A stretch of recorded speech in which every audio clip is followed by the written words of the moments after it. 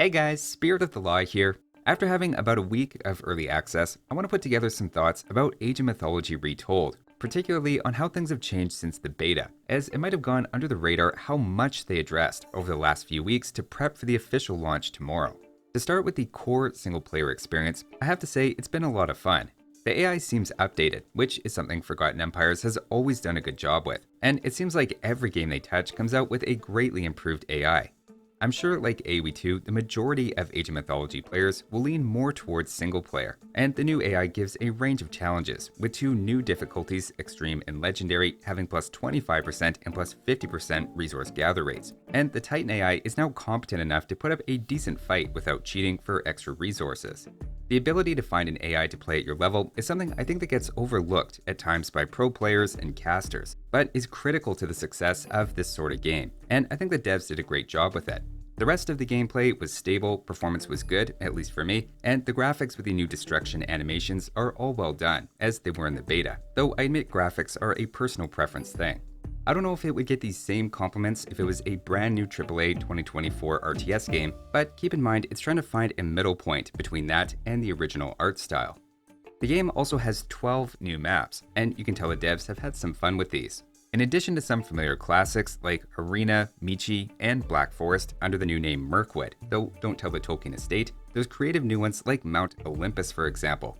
The outside of this map has a lot of shrines that each give you a relic, which seems like a lot of fun for a free-for-all if you want a relic-heavy game. Another one is a map called Tiny, giving you infinite resources but basically no space to build with. Things like new maps they could just skip over, but have put attention into trying to take everything from previous games and expand it. There's also a new updated user interface, which seems more closely tied to other Age games, with then an alternative UI layout option as well, putting things in the bottom right. Though on the mod workshop, there's already a bottom left resource mod, if that's what you prefer. I have to say the range of the zooming is amazing as well, giving you total control over balancing readability and field of view to get what works for you and looks best on your monitor. I've never understood games that overly control your zoom ability, and it's just one of the things that Age of Mythology Retold does better than past versions, and even others in the franchise. Also, I haven't tried it on console myself, but apparently that's also ready to go on day one as well. Again, speaking to the game's attempt to appeal to as wide a range of players as possible. As for multiplayer, it has a ladder system like other Age games using ELO. As expected in the franchise, there's then a spectator mode in Mythology Retold, letting you view custom lobbies, ongoing ranked games, and even quick play ones as well. One criticism I have here is there could be much better filters to help look for high ELO games or ones with certain gods specifically. In the past, Age games have often quickly seen the community develop external sites to help with this sort of thing, but it's just one of the few obvious deficiencies in Retold, that you either have to recognize a player's name or search for them specifically, or you really have no idea what the skill level or even the gods in the matchup are that you're spectating.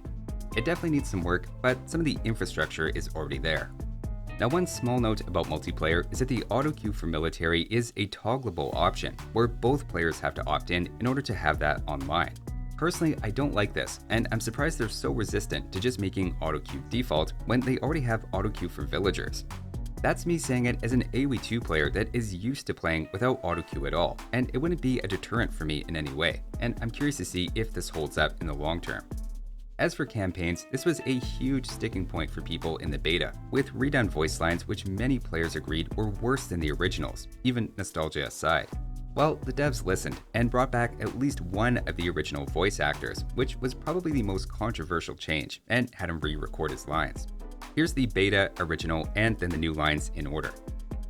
You cannot ignore the omens, Arcantos. Lord Poseidon's displeasure is clear. We must help break the siege at Troy. Troops we send now will be lucky to arrive before the fight is over. Even if they do, their only task will be to show the banner of Atlantis, not a task for an admiral. You cannot ignore the omens, Arcantos.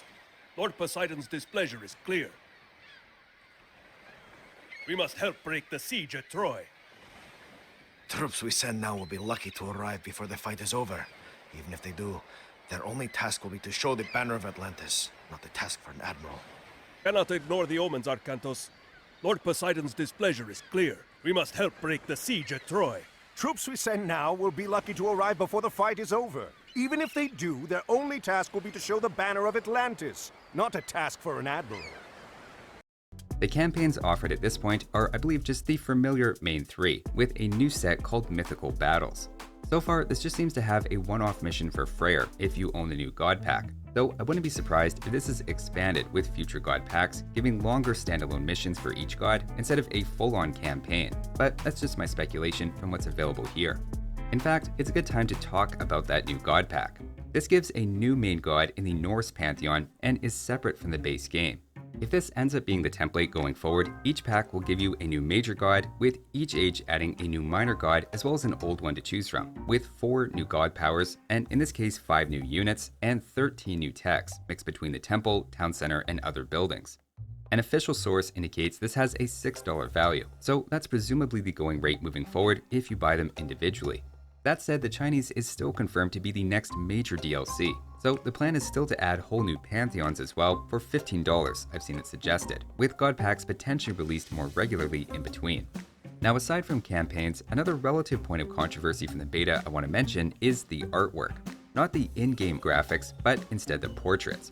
The ones in the beta received a lukewarm reception, maybe influenced a bit by nostalgia, as well as accusations of using AI. I never bought the idea that these were AI, or even the idea they were AI assisted felt like a stretch, but I think people are on very high alert these days for anything AI art. In my opinion, it was a little overzealous, but simply having the accusation out there and recognizing the negative perception between the beta a few weeks ago and now, they've redone all the major and minor god portraits. I'm sure the artist felt a ton of pressure drawing every hand, finger, and knuckle, but the reception seems to be much better now. It's impressive how quickly they managed to get all this done, but it's really the only controversy the game has faced. It's nice to have it already put to rest. On a lighter note, there's also some new cheat codes in Age of Mythology Retold. I know it's not a big selling feature for everyone, but to me it's a good sign they felt like they had time to really fill the game out and put the extra touches. Some fun new ones include spawning titans, UFOs, and a soccer-playing giant. I personally think Age of Mythology has the best cheat codes in the franchise, though AoE 3 is pretty close. But speaking of AoE 3, the editor is back, again using the same one as AoE 3 Definitive Edition as far as I can tell. It's not quite as beginner friendly as AoE 2's in my opinion, but definitely something modders will be able to make great use of from day one. There's already before release a built-in mod page that's being filled with everything from removing pop caps, triple tech mods, original music and voices, tower defense and castle blood, and remember this is just what players have made in the first few days of early access. In terms of work there's still to do, it's honestly hard to come up with a list of critical issues that I encountered. In my couple of videos I've made on the channel, there were some visual glitches, but turning on anti-aliasing and vertical sync really cleared those up. I do have some nitpicks about hotkey options, but really nothing major I feel is lacking relative to other games in the franchise. To that point, for an overall impression, it's a really good remaster. At a time of games being released incomplete, it's actually refreshing to have one hit the ground running. It's clear they made use of the last month since the beta to address the biggest criticisms I've seen, with the campaign dialogue and god portraits being the big two. Even those being the main controversies though, I think says it all, that the core gameplay was and still is a lot of fun. Most negative reviews I've seen online about the full release actually seem to be primarily reviewers who didn't realize the art and at least some of the most criticized voiceovers were addressed, and incorrectly assume that those weren't changed from the betas, which is understandable, as these things usually aren't just redone a couple of weeks before launch. For a final grade, I give it an A from my experience this week, and along with AoE 2DE, is I think a gold standard of elevating an old game to feel modern and accessible. It was definitely helped out by the team having worked on the AoE 3 engine so much already, but I also get the sense the higher-ups gave the devs enough time to just let them cook. And I also think cutting the Chinese DLC to make it its own thing was the right call. Trying to sneak in a whole new pantheon to update for the initial launch might have taken away too many resources and made the overall product a bit worse, though I'm sure the fact it's also another DLC to sell didn't hurt the pitch to Microsoft either. This is all just my opinion though, as a relative newcomer to the game and as someone who enjoyed playing it the last week. That'll do it for this one. Thanks for watching guys, and I'll see you next time.